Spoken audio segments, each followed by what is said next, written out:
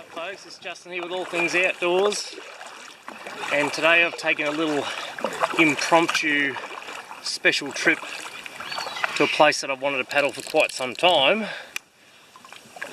I've had ample opportunity to do so, but the only thing holding it back was there wasn't any water in it. I am paddling today in the Black Dog Swamp.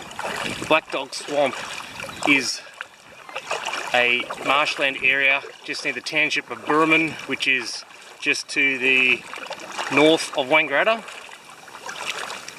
And up until just over a week ago, this place was completely bone dry, empty. Not a drop of water in here. Then we went and had that crazy rain event, which dropped upwards of and over 200 millimetres of rain just on this specific area. You go 10 k's north or south and you basically more than halve that rain amount. So it was a very localised event which caused this swamp to fill up with water. Now you know it's a swamp straight away by the smell of the water and the look of the water. It's extremely black. But it's a really beautiful little area that I've really wanted to paddle because it just looks so unique. Paddle all through in between the gum trees.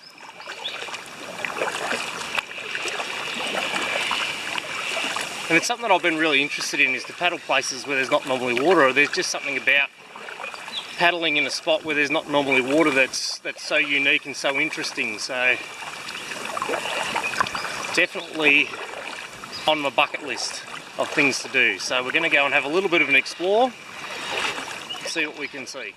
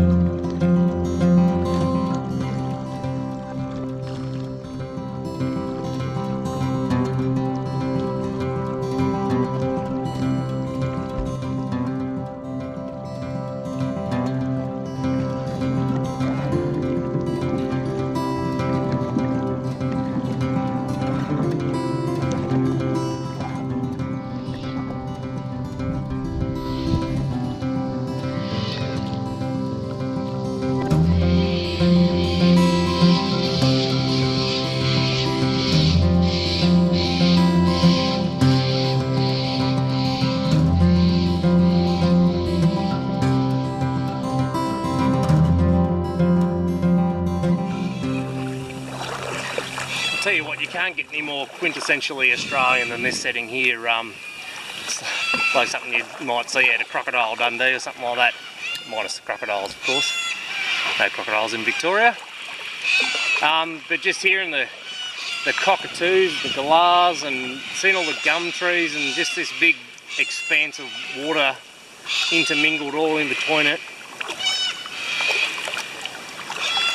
Something that I would think of when I think Australian. Just an absolutely beautiful spot, and it's amazing how much water can transform the landscape. You know, I've been in here when there's no water in it at all, and it's just a bit of a dry, sort of barren place really. Really got to watch out for the snakes and everything around here. But into 200 millimetres of rain and it just completely transforms the place. I guess it kind of goes back to the way that you traverse through the landscape as well. You know, when you're walking through here, you sort of get a real sense of the terrain, but obviously water cancels out terrain, everything becomes flat. And that way you can just sort of glide through effortlessly, silently. The only thing it's missing is fish. I dare say there would not be one single fish in here. considering it's only been full for a week. But that doesn't matter. Come here to enjoy the beauty and the serenity, quietness. Oh, quietness is probably a bit of a retrospective term, perhaps, with all the cockatoos and galahs around, but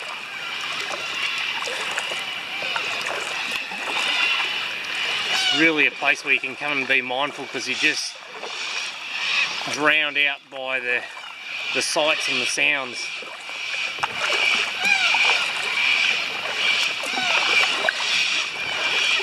Could be a little bit cool though. It's kind of pretty hot at the moment, and I do not fancy taking a dip in that water because it looks disgusting. It'd be full of cattle poo and dead animals and all sorts of things. You would not even want to get in it, let alone drink it. Something I do have to be a little bit mindful of though is the snakes.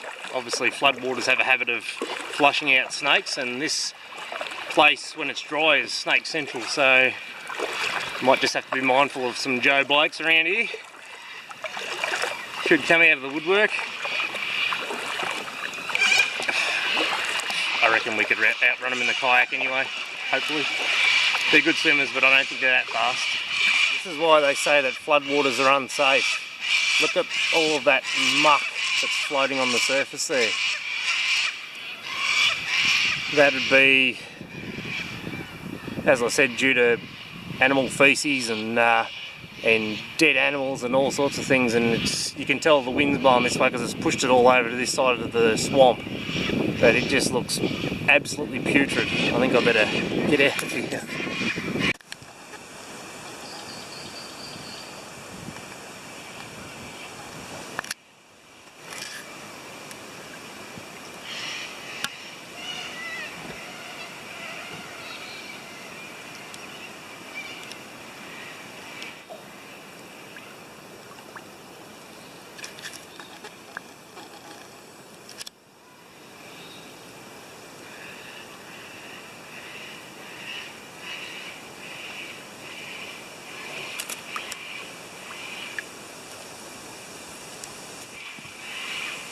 You feeling alright, mate?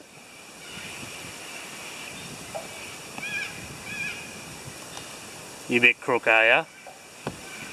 Oh, sorry, that's not helping. Sorry, mate. Oh, you're just having a bit of a spell, are ya?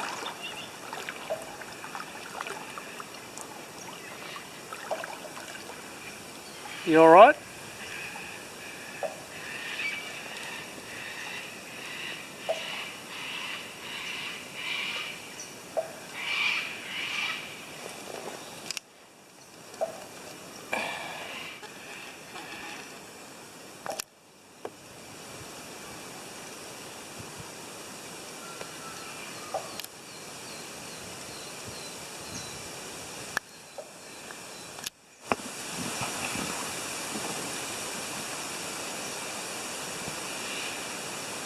I don't think this guy's real well at the moment. He's let me creep right up to him. And he's not in the best of places either. See, this is what floodwaters can do to wildlife as well. It can make them crook. He's probably drank the water or something and it's made him a bit sick, so he's having a bit of a spell, but I'm not going to touch him because these things can break a finger with their beak. So that's a sulphur-crested cockatoo. So I think it's best not to touch him, and hopefully he'll get better of his own accord. But yeah, some of the negative impacts that floods can have on wildlife.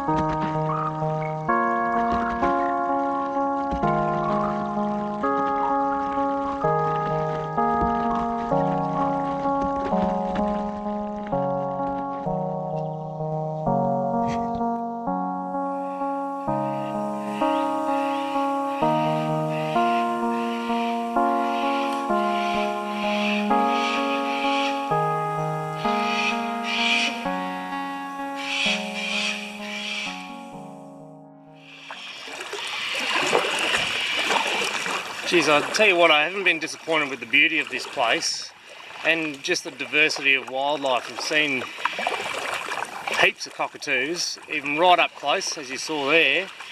Big mob of kangaroos as well. All that'd be missing would be the aquatic life, because I don't think anything could live in this water. And all the debris that you see floating around, that real sort of grassy, leafy debris would be washed down from the cropping fields upstream from here, because we're just going through the grain harvest at the moment. So a lot of that would be chaff coming out of the cropping fields. Lots of wheat and canola.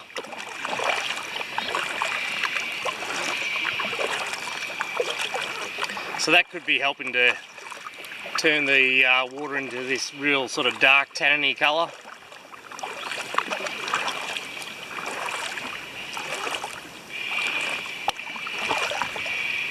Not to mention all of the fertiliser and stuff that goes onto those crops washing into here. The pH should be all over the shop, I'd say.